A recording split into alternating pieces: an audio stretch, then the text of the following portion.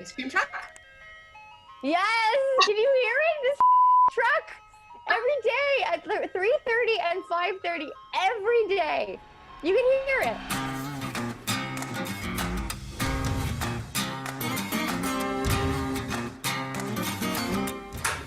Action. Wynonna Earp, I am placing you under a citizen's arrest for the murder of my father. It's just so good to be home. Well, I think for Wynonna, everything happens so fast. Like, she literally finds out and then is almost hung. And so I think there wasn't a lot of time to really delve into the nuances of what that really means. For Doc Holliday, it's kind of like, this is Wynonna Earp, man. 18 months, like I did 160 years at the bottom of a well. What's 18 months? And plus he was with Wynonna, so they were together. Fun fact, the kids, we had some kids playing hockey in the road. They were Jody's kids? They were Jody's kids. Jody, our fantastic hairstylist.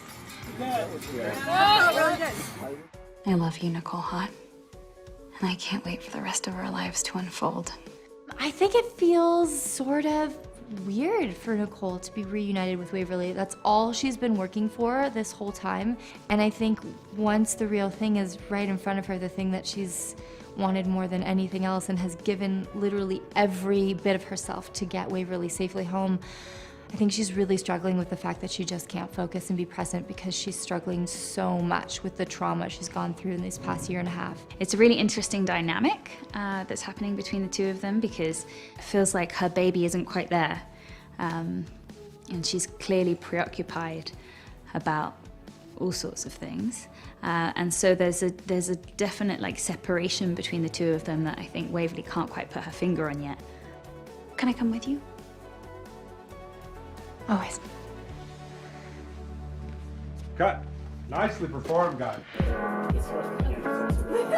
On a side note, like I've already told everybody else, so you're gonna hear it anyway, but having you direct, it was super amazing because selfishly as an actor, I think you're such a good actor. But like as your friend, just watching you, dude, man, it was awesome.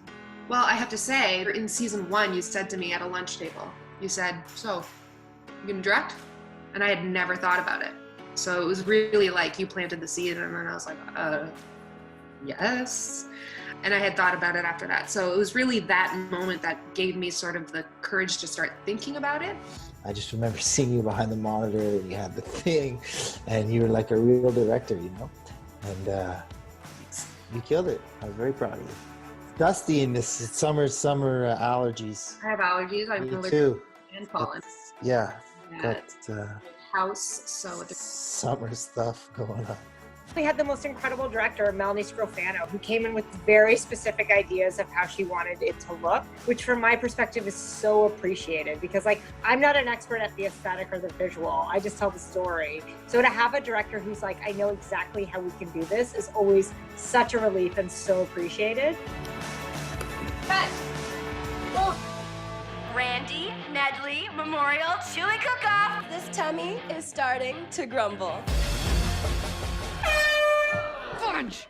It was totally mad.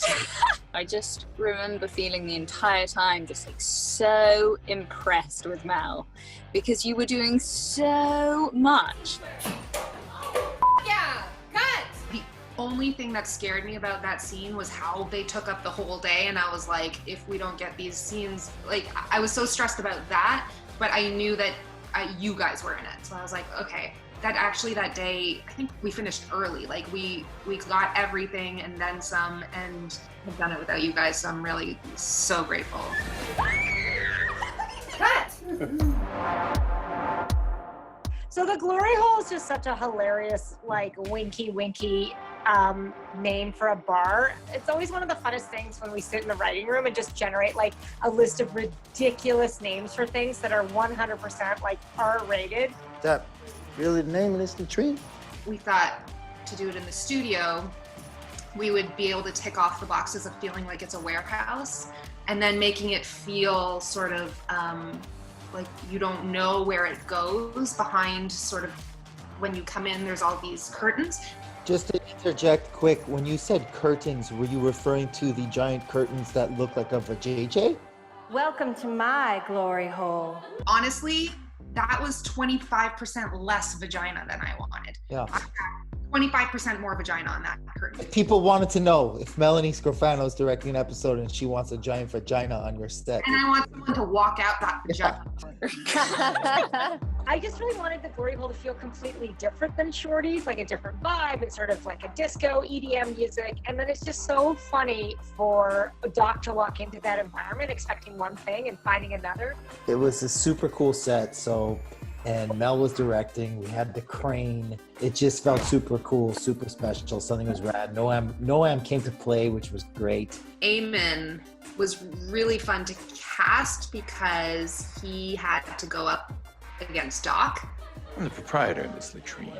You sure you wouldn't rather cheat than force your way in? And so you have to believe that they have this depth and this soul behind their eyes that means that they've been alive and seen things for way longer than they look like they have. And it was really fun seeing Doc and Eamon interact and sort of the power play between the two.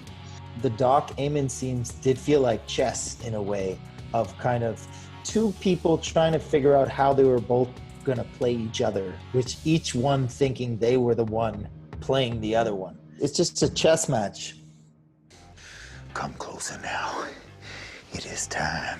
Doc, I don't know if he realized it was Nedley, but I think he realized there was more to the monster than a monster. Because I think Doc, he's used to being looked at as one way that he's not. So I think that he was able to kind of see something good, even in something that was, so obviously evil. And then filming it was like, there was so many wonderful emotions happening at one time because we were just having a complete blast. I saw you from afar and it was just like, we cannot call this work.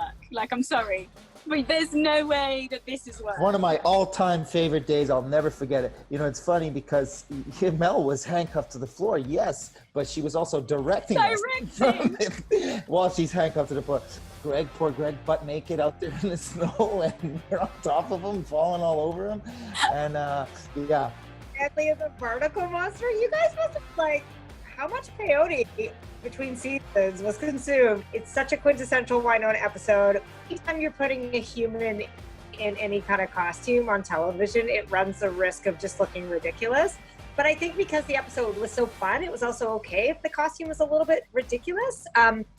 We really were inspired by things like crabs and barnacles and this idea of this thing shedding pieces of itself, but being a host to all these parasites. It was so good. So some of my favorite stuff, season 4. Just this, Emily and her gang just really set the bar. Why do I taste skunk? That may be me. That's some intense, brother. Hey, Mel. Yo. If Earpers were looking for more Wynonna Earp content, what should they do? They should subscribe.